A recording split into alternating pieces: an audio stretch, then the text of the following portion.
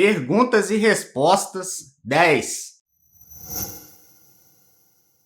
Fala, meus amigos, Vitor Ferreira aqui, e nesse episódio nós vamos dar continuidade ao Perguntas e Respostas número 9. Então, dessa vez ainda mais direto ao ponto, já vou começar. Primeira pergunta: com que frequência e quanto eu devo comer? A pessoa não sabe a frequência e nem a quantidade que ela deve se alimentar, dos alimentos que ela deve ingerir. O que eu tenho a dizer sobre isso? É o seguinte: com o consumo cada vez maior de carboidratos e de açúcar ao longo dos tempos, isso só tem aumentado. O consumo de açúcar só tem aumentado. E carboidrato pode ser traduzido como um tipo de açúcar, leigamente falando, né? Então, o que aconteceu?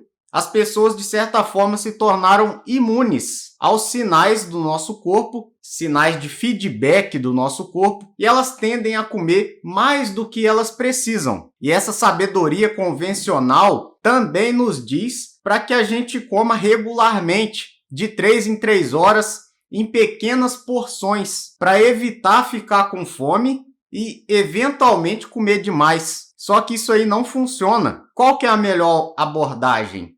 A melhor abordagem não é comer a cada 2 ou 3 horas, mas sempre que você começar a sentir fome, mas não que você já esteja sentindo fome.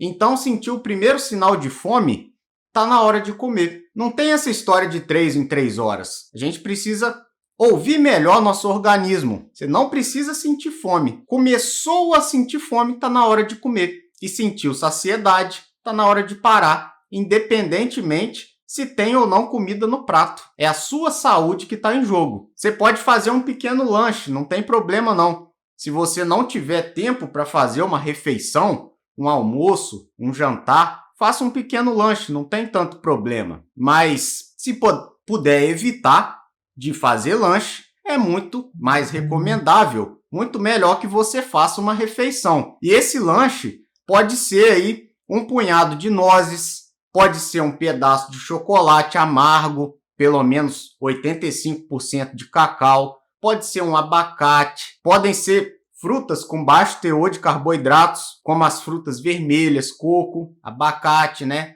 Tente comer devagar e evite qualquer outra atividade enquanto você estiver comendo. Se concentre ali na sua refeição, senta para fazer aquilo ali, porque dessa forma você começa a ouvir melhor seu corpo, você dá tempo de prestar atenção no alimento, sentir sabor, sentir textura e dá tempo do seu corpo dar o feedback quando você estiver saciado. Porque quando você está fazendo mais de uma atividade, você está vendo uma televisão, você está mexendo no celular, qualquer eletrônico, você desconcentra daquilo. E quando você vê, você já comeu demais, você mastiga menos, você sente, presta menos atenção no alimento. Então a saciedade tem mais dificuldade de chegar. Vai demorar mais a chegar. Ou pelo menos você vai demorar mais a perceber que você está saciado. Então daí que a gente fala por que a gente deve sentar para comer exclusivamente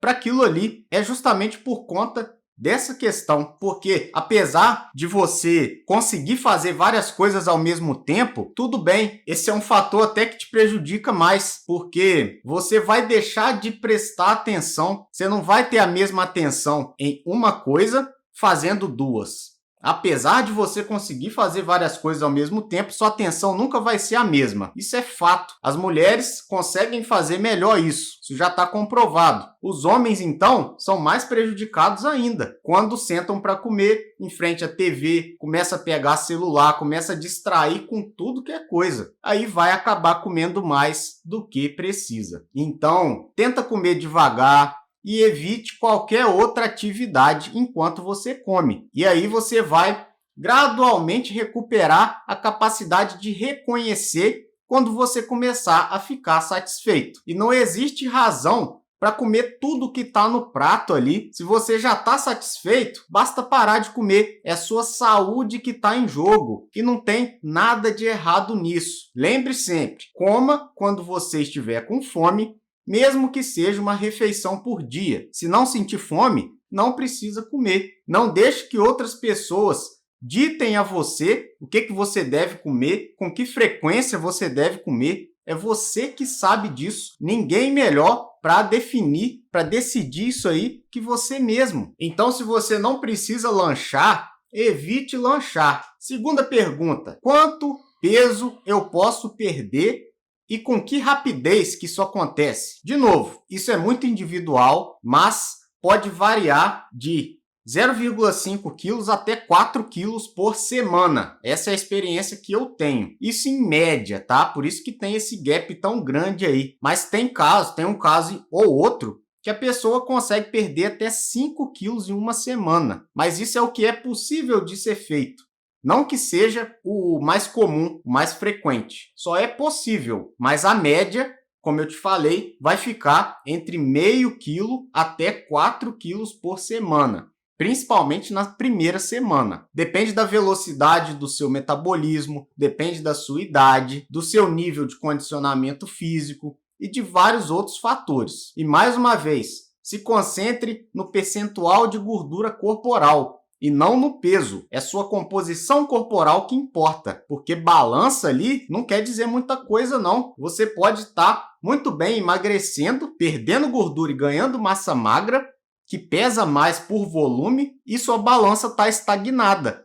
Só que você está emagrecendo, a sua composição corporal é que está melhorando. Então, você pode usar uma fita métrica, você pode usar bioimpedância, né? Se você tiver acesso, mas se você não tem acesso, uma simples fita métrica, a medição aqui no nível do abdômen, isso aí já vai te ajudar. Isso aí já é um parâmetro muito melhor do que o simples peso na balança, certo? Porque isso aí vai te dizer mais em relação à sua composição corporal. A medida a nível da cintura, pode ser a nível do umbigo. E existem críticos que falam que a maior parte do peso que você perde nas primeiras semanas é só água. E isso é verdade, eu confirmo aqui, mas é apenas um processo natural, porque seu corpo perde o glicogênio hepático e muscular durante os primeiros dias. E não tem nada de errado com isso. A razão é que a molécula de glicogênio atrai de 3 a 4 moléculas de água. E como resultado disso, quando o seu corpo se livra do glicogênio, ele acaba eliminando essa água, que vai junto com o glicogênio. E não tem razão nenhuma para entrar em pânico, porque é um processo natural. Você apenas está eliminando o que você tem estocado de glicogênio. E é exatamente aí que o processo de cetose começa e você começa a perder gordura. Apenas lembre de beber bastante água, porque nesse período aí você vai estar perdendo mais água junto com o glicogênio, então você vai precisar se hidratar mais. É pelo menos 35 ml quilo-peso dia. Então, você vai precisar aumentar o volume de água que você já estava acostumado a ingerir. E você realmente pode perder peso sem estar em cetose. Não é um processo obrigatório. A razão é simplesmente porque você está comendo mais alimentos nutritivos, alimentos que vão te dar mais saciedade e que certamente vão te ajudar a perder peso. Esse é um dos fatores mais importantes no processo de emagrecimento, que é justamente a saciedade, que muitas dietas convencionais não levam em consideração. A gente já tem diversos estudos que mostram que as pessoas que comem alimentos ricos em proteínas, alimentos ricos em gorduras boas, no lugar dos carboidratos, que essas pessoas comem menos naturalmente, justamente porque proteína e gordura dá muito mais saciedade. A maioria das pessoas que estão gravemente acima do peso, elas têm ótimos resultados em qualquer dieta low carb, e não necessariamente a mais restrita, que é a cetogênica. Só de fazer low carb já se tem resultados excelentes. E é mais difícil perder gordura quando a perda de peso que a pessoa objetiva ter é em torno aí de 2 a 5 quilos, porque nesse caso é aquela gordura um pouco mais difícil de ser acessada, porque o nível de peso corporal meio que já tá certo, já está objetivado, já está praticamente no objetivo. e o corpo sabe disso. Então, aqueles últimos quilos é um pouco mais difícil perder. Então, se você quer perder apenas poucos quilos, 2 a 5 quilos, nesses casos, você vai precisar ser mais disciplinado para poder alcançar esse resultado. Também tem o problema de que alguns problemas podem surgir quando a pessoa passa por muitos tipos de dietas consideradas aí tradicionais. Porque o principal problema é o efeito sanfona, porque o efeito sanfona começa a afetar negativamente o metabolismo e o equilíbrio hormonal. Esse é o grande problema do efeito sanfona. Quanto mais efeito sanfona você passa, mais o seu metabolismo vai ficando lento, ou seja, mais dificuldade a gente tem para perder gordura com o passar do tempo. Quanto mais efeito sanfona a gente tem, nosso equilíbrio hormonal começa a ser prejudicado, então vira uma bola de neve. Quanto mais efeito sanfona, mais dificuldade de emagrecer. Agora eu vou te falar algumas fases da dieta cetogênica. Que a gente fala tanto da dieta cetogênica aqui, é uma dieta que realmente se aproxima bastante do meu método. Daqui a pouco eu vou explicar um pouco mais sobre o meu método. Tem umas particularidades. Meu método não pode ser taxado como cetogênico ou low carb, mas se aproxima muito disso, justamente porque tem algumas particularidades que eu vou te falar nos próximos vídeos, mas que não vem ao caso. Agora eu vou te falar das fases da dieta cetogênica. Fase número 1, a gente tem aquela perda de peso mais rápida, que pode ser considerada uma fase de indução, que muita gente chama de indução. O que acontece nessa fase? A maioria dos primeiros dias de perda de peso é de água. Então, mas não precisa de drama, isso é um processo natural. E cada pessoa pode reagir de maneira diferente. Algumas pessoas vão perder mais peso, outras pessoas vão perder menos. Quanto maior o estoque de glicogênio, maior tende a ser a perda de peso. Justamente porque aonde o glicogênio vai, a água vai atrás. Quanto mais glicogênio a pessoa tiver, mais água ela vai perder, mais peso na balança, consequentemente ela vai perder. Fase número 2, pós-indução. É um novo equilíbrio entre a água e o glicogênio que começa a ser estabelecido. E isso pode causar por si só perda de peso ou até mesmo um ligeiro ganho de peso. Não se espante, isso é normal. Após a primeira semana, você já perdeu aquele estoque todo de glicogênio. Na segunda semana, você começa a perder mais lentamente peso, a emagrecer mais devagar. Mas não é isso, tá? Na balança, por isso que a gente não recomenda tanto a balança como parâmetro. Você precisa ver as medidas corporais, porque isso aí vai ser muito mais fidedigno. Você pode ter uma ligeira freada nessa perda de peso ou até um ligeiro ganho de peso na balança, justamente por esse equilíbrio entre glicogênio e água. Não é motivo nenhum para entrar em pânico, isso é um processo normal e é esperado, e dura poucos dias. Provavelmente você vai se livrar disso aí em poucos dias. Fase número 3 é a cetoadaptação. As pessoas ficam cetoadaptadas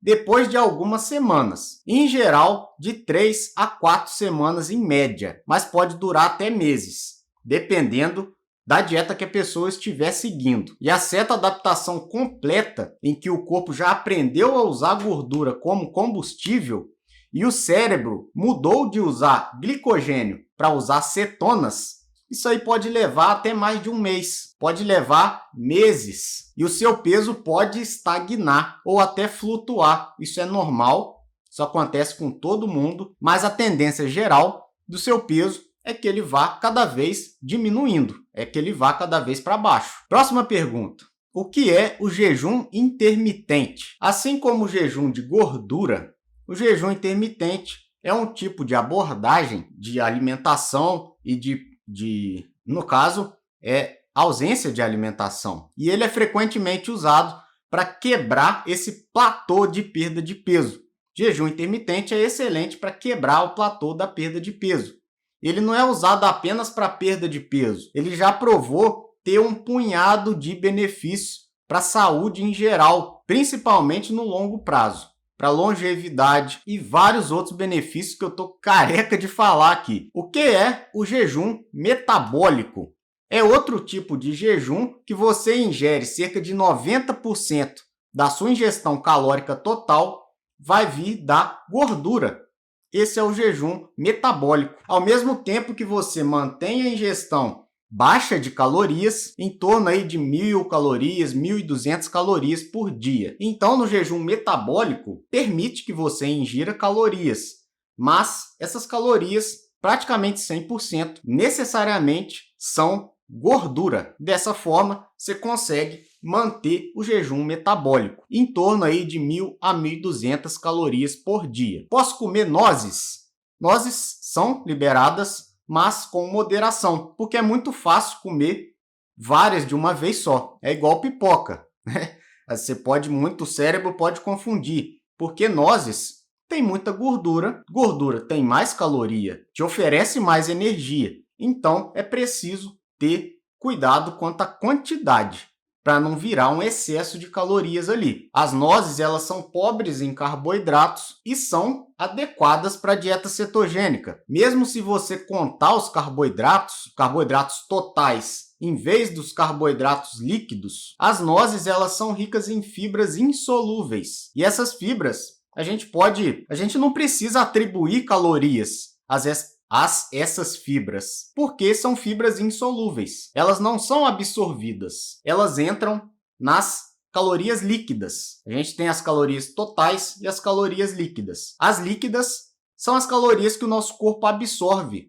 e que vão ser transformadas em energia, propriamente dita. E a gente tem as calorias que o nosso corpo não vai usar, e é justamente as fibras das nozes. Não dá para a gente atribuir calorias às fibras das nozes, porque são fibras insolúveis. Elas não são digeridas, elas não são absorvidas e têm efeito zero sobre o açúcar no sangue. Mas só tem um pouco de cuidado em relação à quantidade, porque as nozes são muito densas em calorias, apesar dessas fibras insolúveis, e são muito fáceis de comer demais, mas não porque elas sejam ricas em carboidratos, não é por isso. Posso comer laticínios na dieta low carb? Sim. No programa Identidade Magra, não. Essa é uma das particularidades do nosso método. Aqui eu falo muito sobre dieta low carb, dieta cetogênica, que por si só já proporcionam um excelente resultado do ponto de vista de emagrecimento e chegam mais perto do meu método. Mas meu método em si, eu só consigo implementar de fato por completo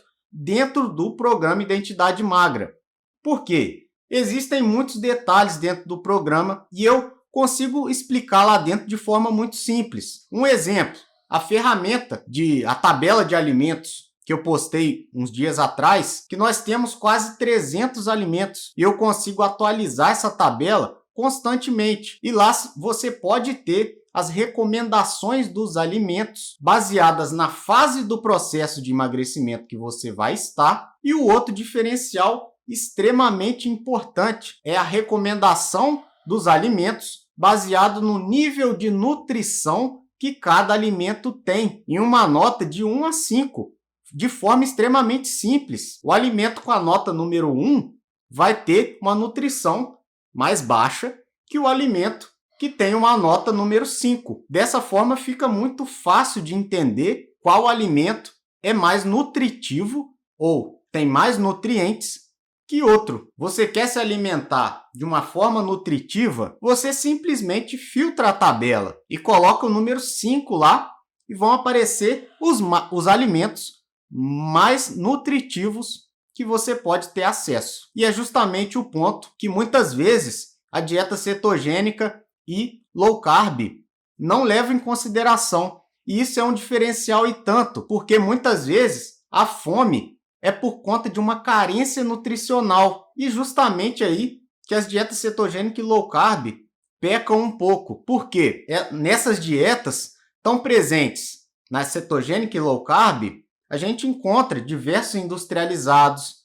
laticínios, a gente encontra alimentos com potencial de induzir intolerâncias alimentares. E no nosso programa Identidade Magra, eu levo tudo isso em consideração. Essa seria a parte nutricional do método. Só que a gente tem vários outros pilares extremamente importantes no emagrecimento e que são abordados lá dentro do programa. Pilares: emagrecimento não se trata só de nutrição. A nutrição pode ser considerada o fator mais importante? Pode ser, concordo, só que no longo prazo você vai precisar de mais que isso. Você não vai sustentar o seu emagrecimento apenas com nutrição, porque emagrecimento se trata de um processo hormonal. E se os seus hormônios não estão equilibrados, você não vai conseguir sustentar o emagrecimento por muito tempo. Não há quem aguente sustentar o emagrecimento que está com a base fraca. Não há quem sustente emagrecimento com a base fraca. A base precisa estar forte para que você consiga sustentar esse estilo de vida. E para isso, você precisa de vários outros pilares, como sono, intestino, atividade física, controlar a inflamação no corpo, controlar parte hormonal, saber o que fazer para colocar o seu corpo num estado de queima de cetonas, saber quais alimentos ingerir. Para isso a gente tem a tabela, para isso a gente tem a divisão dos alimentos com base no nível de nutrientes, porque muitas vezes é carência nutricional e o corpo manifesta como fome. Muitas vezes, uma carência nutricional, a forma que o corpo tem de resolver essa carência nutricional é enviar um sinal para o seu cérebro de que você está com fome. Só que muitas vezes não é fome, é carência nutricional. Você precisa de algum nutriente e o seu corpo envia o sinal como se fosse fome, que é uma chance maior de você ingerir um nutriente que você está deficiente. Olha a importância